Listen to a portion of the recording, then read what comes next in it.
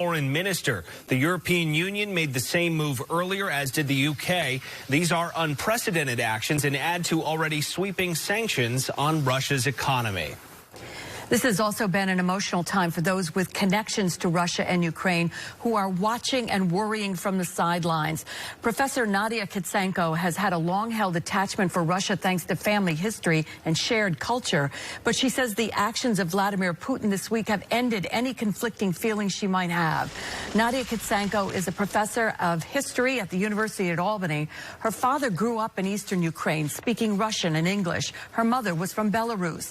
She says they passed on to her a belief in the cultural connection between Russia and Ukraine that on some levels she carried with her until this week.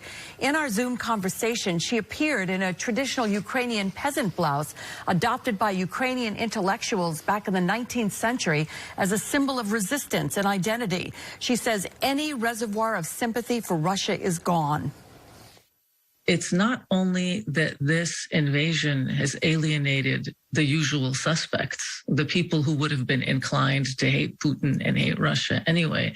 This attack, this invasion has also now shredded any residual affection or loyalty the people even in eastern Ukraine might have had. And that is entirely Putin's doing. Professor Kizenko says Russia is not a monolithic country, and while it seems that Putin is in control of the narrative, not everyone is on his side, especially now.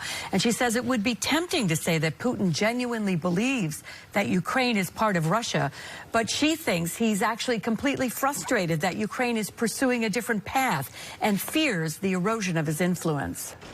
President Biden